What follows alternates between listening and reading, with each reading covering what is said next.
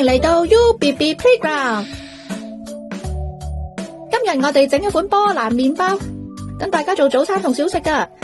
首先要整個波蘭麵包種先，100克嘅40度溫水，100克高筋麵粉，1克高活性乾酵母，撈埋佢，而且要攪勻啦。First, we make the polish starter. Mix 100 grams of warm water at 40 degrees Celsius, 100 grams of bread flour, and 1 gram of active dry yeast until well combined. 等個麵包種喺室溫發脹1個鐘，脹大之後就係咁樣㗎啦。Let the starter sit at room temperature for 1 hour until it puffs up. This is what it looks like when it's ready. 跟住咧就要直煮麵團，將200克高筋麵粉倒落去個盤度裏面。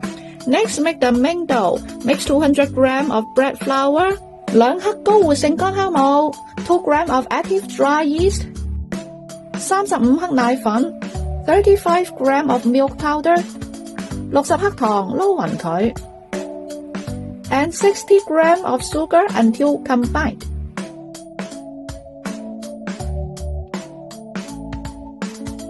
之後打隻雞蛋落去 ，add 1 egg， 繼續撈勻佢 ，keep stirring。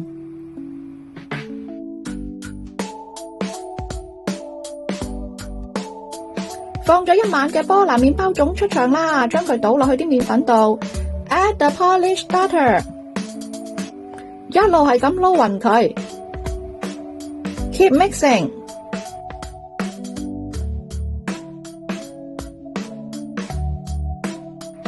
等個麵團喺室溫發脹1個鐘，等佢脹到咁樣。Let the dough rise at room temperature for 1 hour。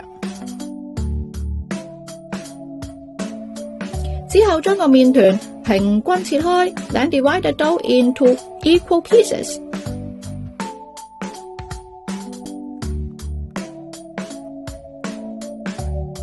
如果鍾意嘅話，你仲可以加啲餡料喺中間啊。Add filling in the middle if you like。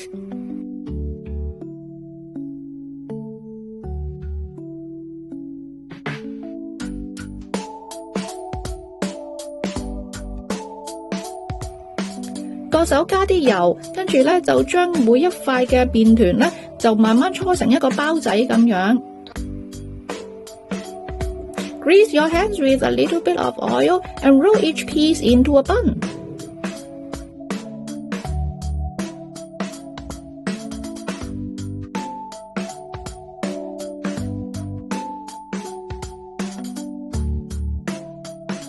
焗爐先預熱200度5分鐘。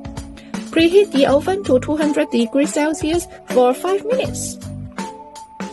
跟住降溫去到170度，擺啲包落去焗15分鐘。Then lower the temperature to 170 degrees Celsius.